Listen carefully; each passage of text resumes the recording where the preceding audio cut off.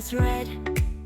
She's got the spiciest smile, so bright. Cooking with Judith right by my side. By my side. Chop, chop, sizzle, frying pan heat.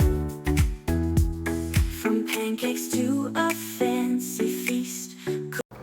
Hello and welcome to my kitchen. I'm Judith, and today I want to do something that my dad devised many years ago.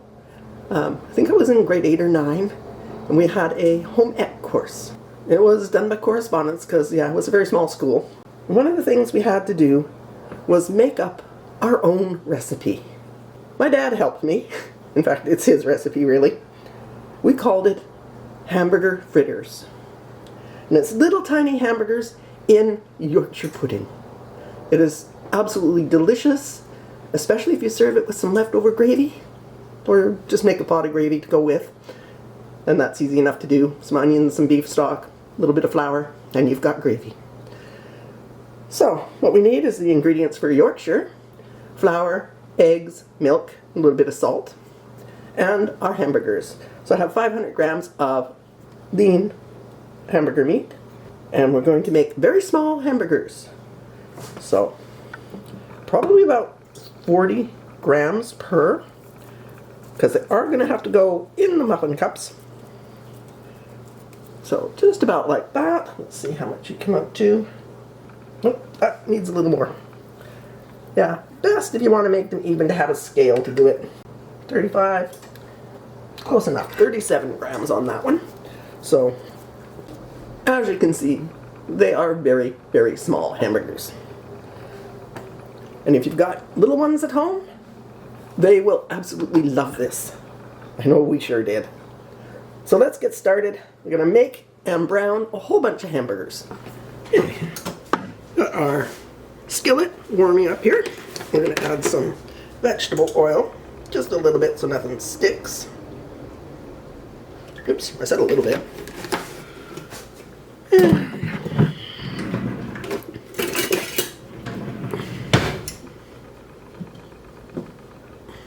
I think I got a little too much oil in there, but, you know, deal with that. Now I know 500 doesn't divide by 40 evenly, but close enough. You have a little bit of leeway. And a little hint on making hamburgers, always press the middle, where are we? Always press the middle down. Make it a little bit concave.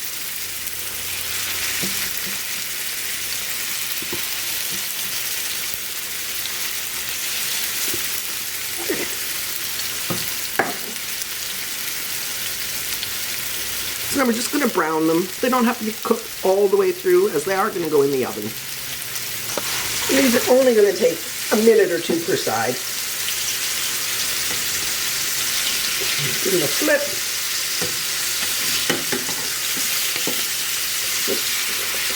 Oil spread around a little bit better.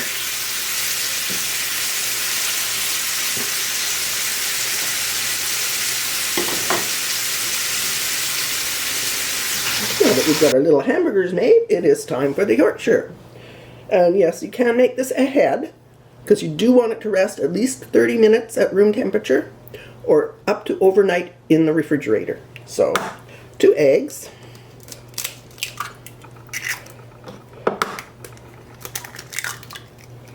And put it in something with a spout. It's easier to pour into the muffin cups.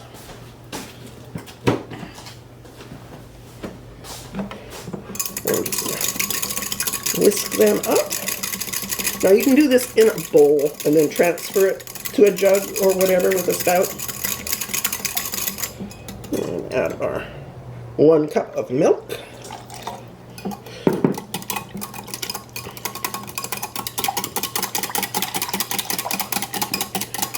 And a 1/4 teaspoon of salt. Now we want to add the flour. Actually, we should add the wet to the dry. So let me get a bowl and we'll do that. Trust me to do it backward. Okay, 1 cup of flour in the bowl.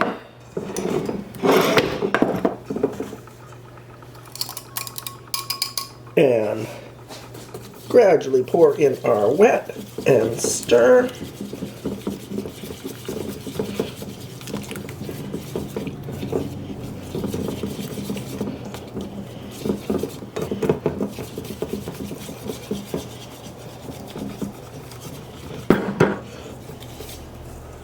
Now, the other thing you have to remember is you don't want to over-mix your batter. If you're using an electric blender, and a lot of recipes suggest an electric blender, or electric mixer, you can easily end up with Yorkshires that have the texture of muffins. And believe me, I've done it. That's why I stick with the whisk. Everything in. Now if your batter is too thick, just add a little bit more milk. But I think that looks great.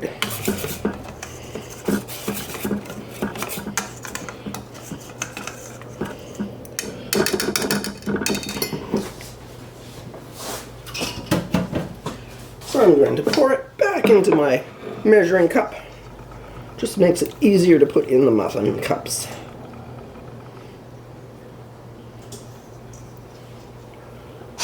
We'll cover it and let it rest till I'm ready for it. So we made 12 little hamburgers. We made enough Yorkshire pudding batter to do 12 Yorkshire puddings. And we're going to put a little bit of oil, about a tablespoon, into each in a 12 muffin tray.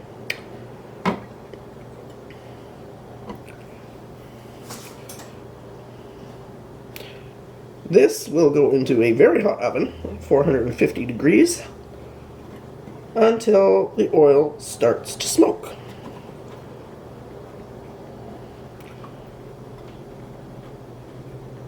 Then we will pour a little bit of Yorkshire batter into each well, pop in one of our tiny hamburgers, and spoon some more Yorkshire batter over the top.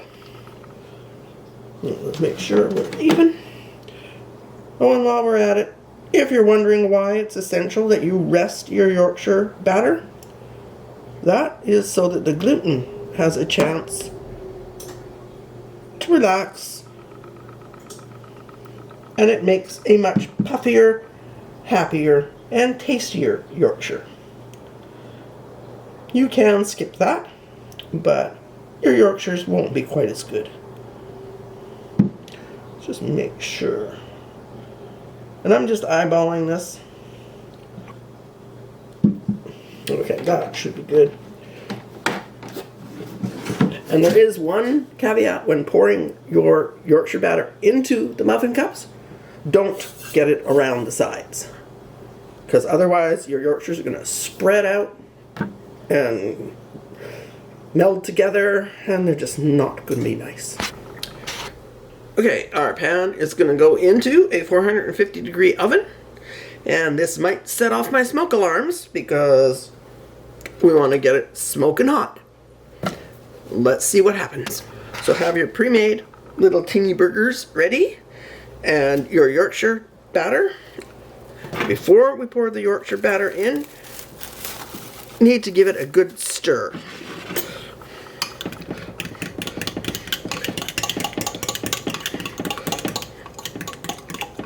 Ooh, that is lovely and silky and ready to go. Does not take very long to get your oil hot enough.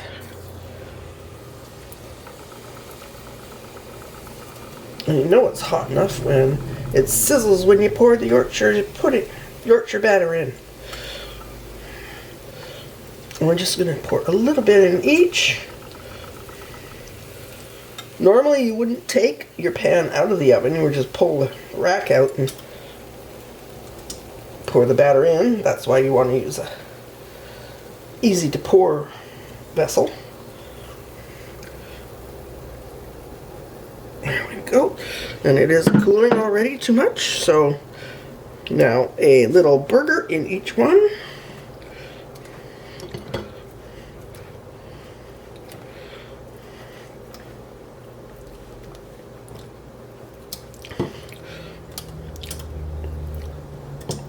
Ooh, looks like I made one extra burger. Wow. Treat for me. Okay, and I can't count, I guess.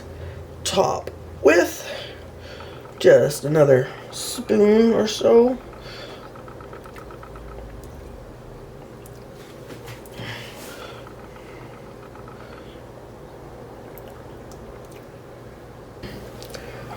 And back into the oven.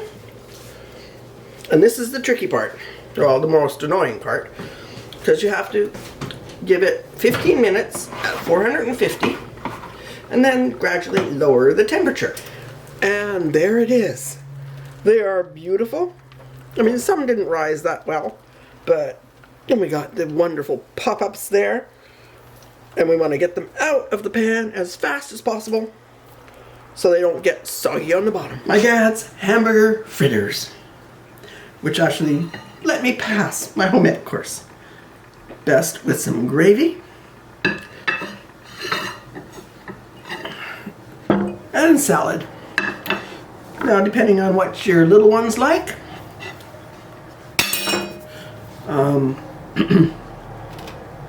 some raw vegetables or whatever cooked vegetable they prefer.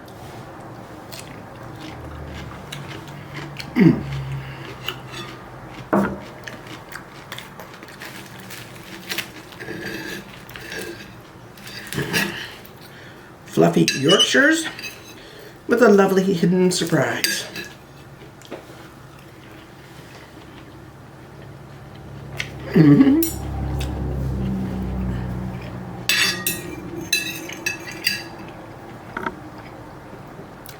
I do like Yorkshire pudding.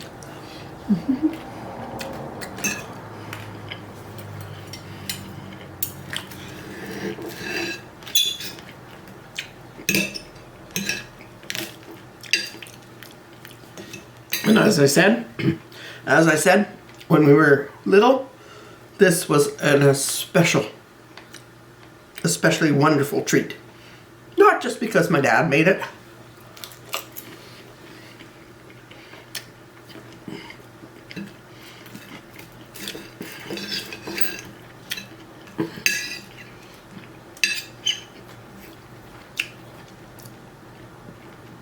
but Yorkshire pudding is always wonderful. Don't forget to eat your vegetables. Oh, and these will store fairly well for a day or two. Just reheat them in the oven, and the Yorkshire will come out nice and crispy again.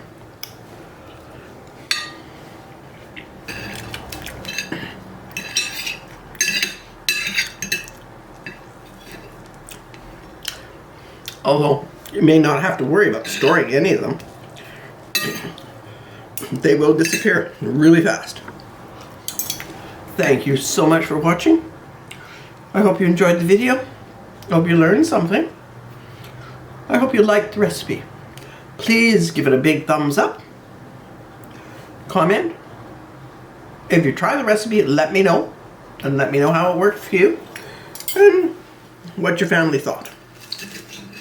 Share with your family and friends. And I'll see you again soon with another recipe.